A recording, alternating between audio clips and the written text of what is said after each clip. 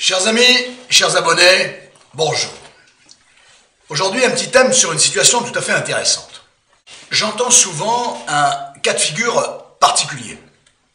Ça correspond à une situation où quelque chose, n'est-ce pas, une parole en règle générale, une proposition, semble arriver trop vite. C'est toujours une forme de paradoxe parce que n'oubliez pas qu'on vit au jour d'aujourd'hui dans une société où il faut que ça aille vite. Il faut que pour l'être humain, qui est devenu un être de grande insatisfaction, eh bien, il faut que ça aille vite. Donc, on va soulever une forme de paradoxe, puisque ce même être humain, qui aime avoir la main sur la situation et que les choses aillent vite, se retrouve confronté à une situation où, selon lui, ça va trop vite. Mais de quelle vitesse parle-t-on? C'est toute la question. On ne va pas faire une vidéo sur la Formule 1, la vitesse n'est pas forcément incarnée par la Formule 1. On va effectivement se questionner sur cette espèce de forme de paradoxe. C'est quoi cette fameuse situation qui, selon le terme, selon le titre, va trop vite? Ça va trop vite. Deux personnes normalement constituées se rencontrent. Ils se plaisent. Fantastique. Ils démarrent une relation. Tout repose sur le fait que la relation est démarrée. Soyons d'accord là-dessus. La relation démarre, elle démarre de manière extrêmement casuistique. Chacun vit sa relation de couple à sa manière, à sa mesure, et en fonction des caractéristiques respectives, n'est-ce pas, des uns et des autres, de l'un ou de l'autre. Voilà, quel qu'il soit, homme, femme, peu importe. Et puis, un des deux protagonistes de ce couple, de ce très jeune couple, n'est-ce pas, se retrouve saisi, dans le bon sens du terme, me semble-t-il, par un aveu, une phrase, une tirade, qui pourrait se présenter comme suit, deux points, ouvrez les guillemets, ça fait 1 mois et demi qu'on se connaît, vous savez ce qu'il me dit? Non, il m'a dit je t'aime. Ça fait 2 semaines qu'on se connaît, il veut partir en week-end avec moi, elle veut partir en week-end avec moi, elle m'a proposé un week-end, de partir en week-end avec elle ou avec lui. Ça fait 1 mois que je connais mon partenaire ou ma partenaire, et vous savez pas quoi? Dimanche dernier, à la fin du week-end, non, il me sort comme ça. Tu me plais, j'ai envie de passer du temps avec toi, je te vois pas assez, ça va trop vite, c'est bizarre, ça va trop vite. C'est-à-dire donc qu'effectivement, vous l'avez compris, une information tombe pour celui qui l'entend, pas pour celui qui le dit.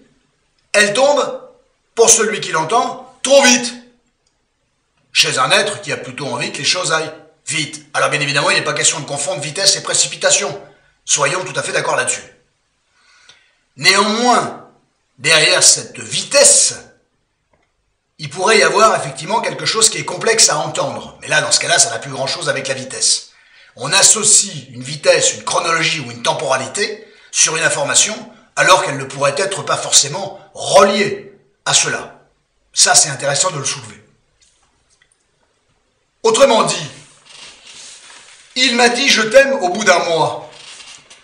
Il m'a dit, il y a plein de cas de figure comme ça, il m'a dit « je t'aime » au bout de 3 semaines.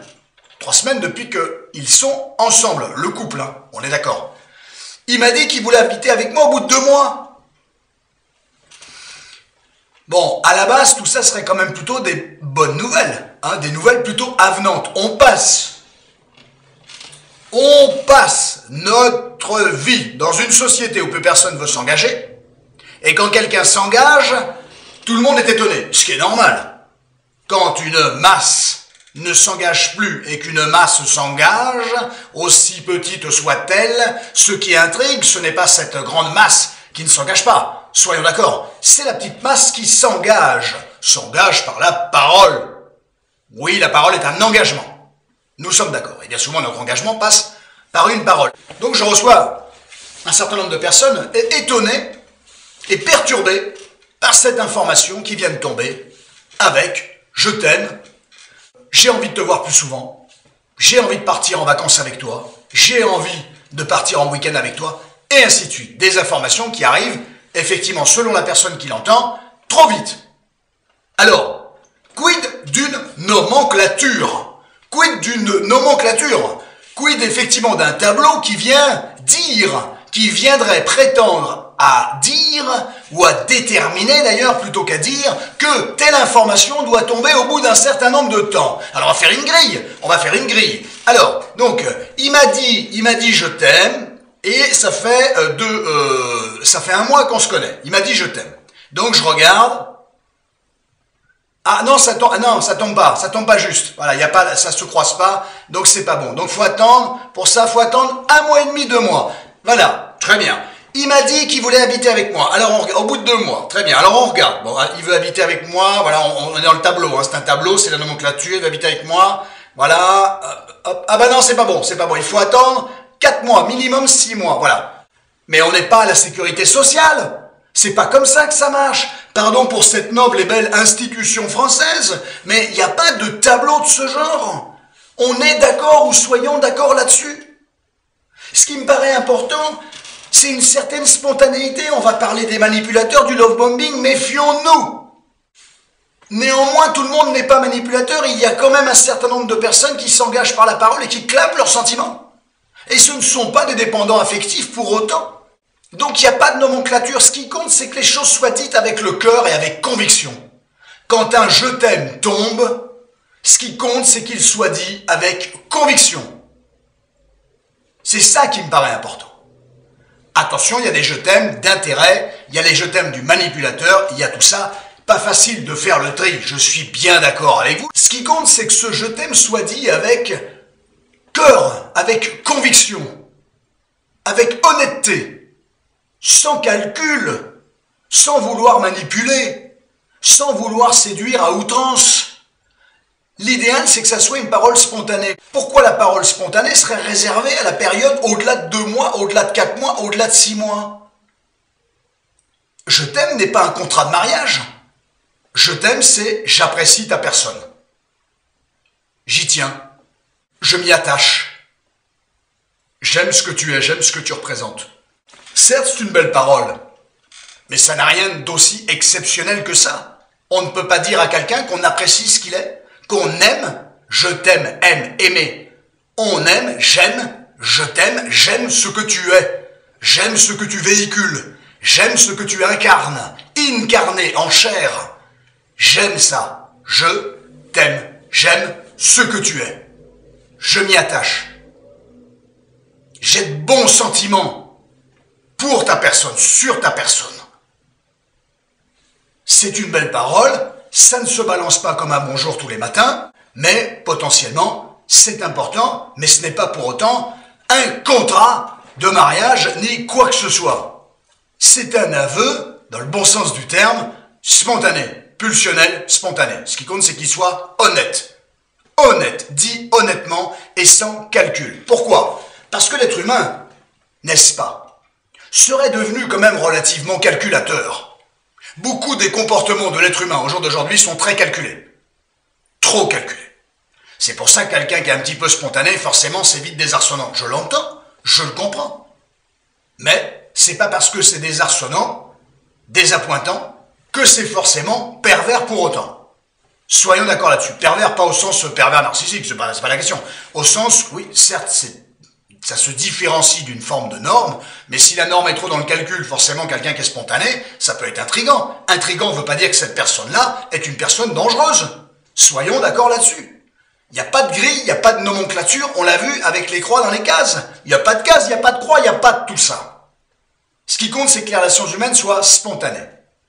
Et que la personne qui vous dise « je t'aime », moi je veux bien. Mais est-ce qu'elle vous l'a montré avant? Est-ce qu'elle continue de vous le montrer au moment où elle vous le dit? Et est-ce qu'elle continue à vous le montrer par la suite? Ce qui compte, c'est pas les grandes paroles, vous le savez très bien. On est jugé sur nos actes. Mais si nos paroles sont corroborées par nos actes, là, les choses et les relations deviennent tout à fait intéressantes. Mais il y a aussi quelque chose que je voulais ajouter là-dedans. C'est que ces choses-là, il faut les mettre dans leur contexte. Un gars vous fait une déclaration un jour X. Un gars ou une nana vous fait une déclaration un jour X, un jour précis, peu importe lequel. Il y en a 365, je vous laisse choisir. Bon. c'est une parole qui est dite dans ce contexte-là, ce jour-là. Ce n'est pas effectivement une projection sur on est sûr de rester ensemble. Alors méfiez-vous de la phrase « je t'aimerai toujours ». Personne ne peut savoir à l'avance s'il va toujours aimer quelqu'un. Il croit penser qu'il va toujours aimer quelqu'un, mais c'est pas évident ça.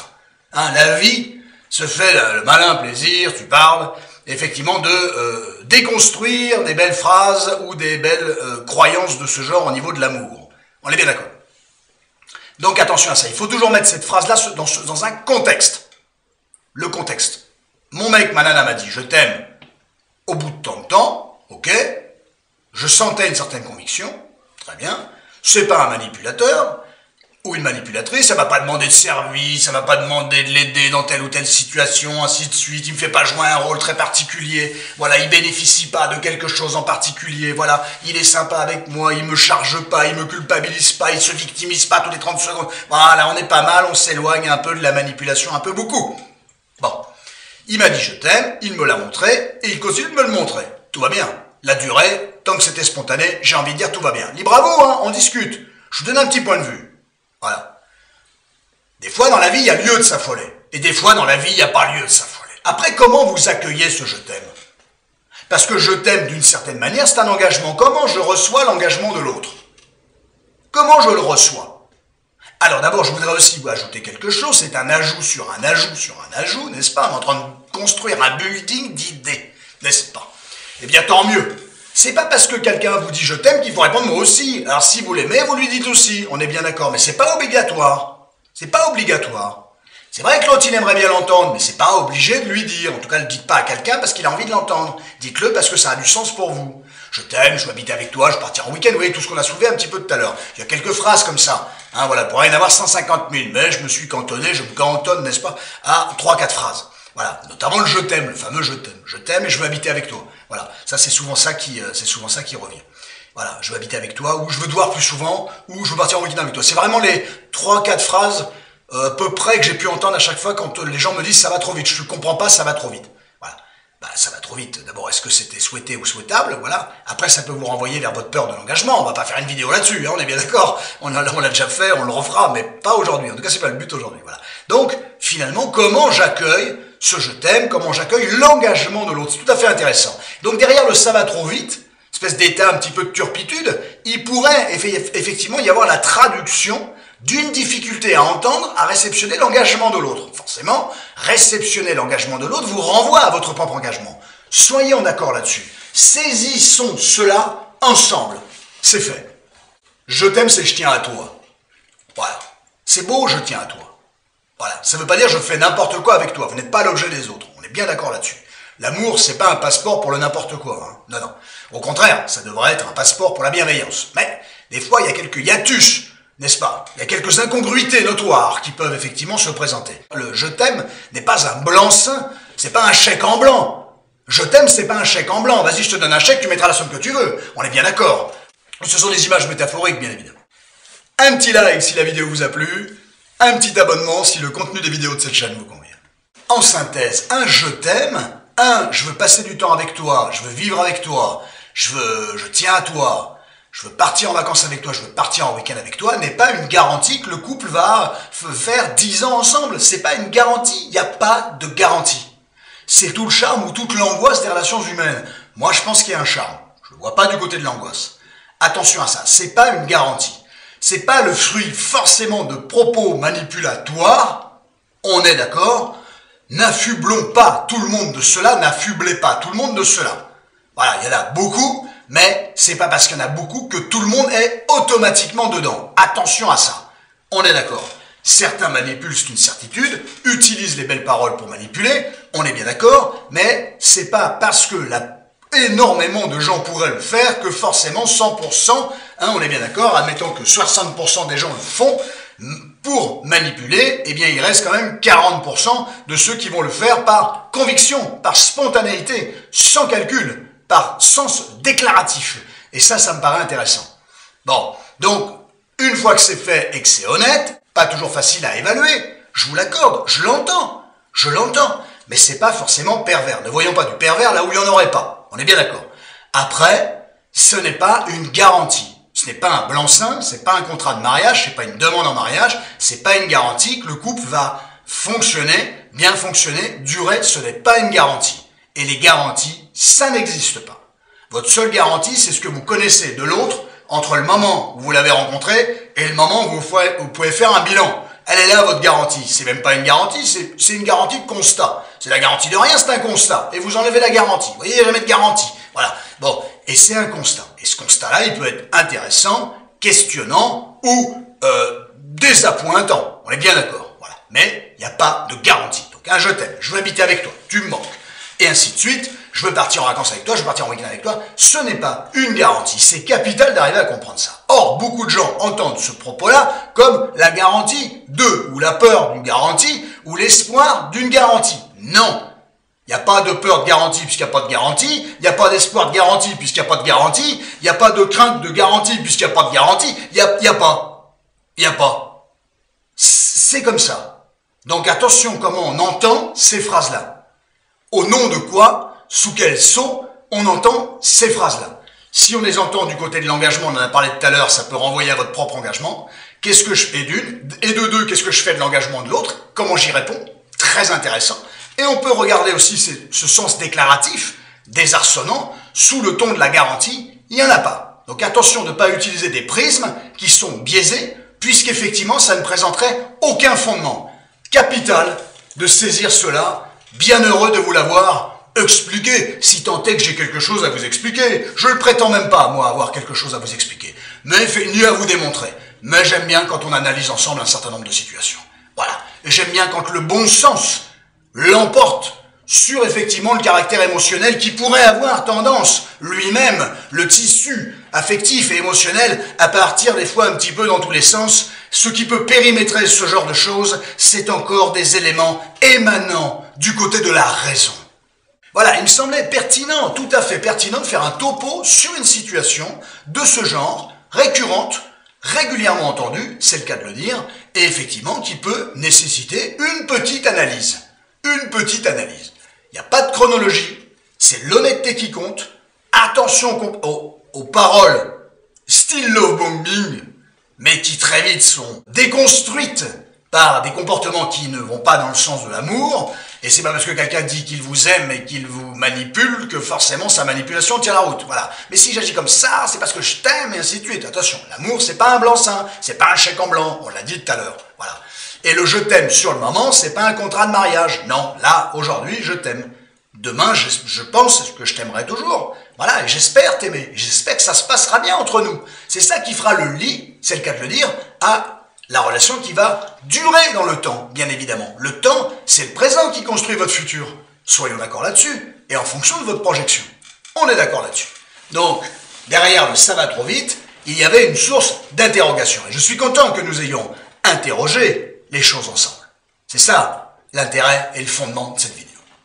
J'ai fait cette petite vidéo en pleine turpitude, n'est-ce pas, en période extrêmement complexe, mais continuez d'écrire, de m'écrire, je le lis. Donc malgré cette période extrêmement complexe, j'essaye de garder le rythme, le cap, et effectivement de produire au moins une vidéo sur un thème, j'ose l'espérer, intéressant, voilà, histoire que vous soyez alimenté, n'est-ce pas, au moins d'une petite vidéo par semaine. Voilà, je fais au mieux, la période va être complexe pendant 2 mois et demi, j'essaye de faire front, je n'ai plus malheureusement une seconde pour pouvoir vous répondre, je lis vos commentaires, pas forcément tout de suite, je mets un peu plus de temps à les lire, mais je les lis, je vous mets un petit like là, et puis voilà, pour l'instant, on va avancer comme ça. Ce qui compte, c'est surtout qu'il y ait au moins une vidéo par semaine, ça me paraît effectivement le plus important.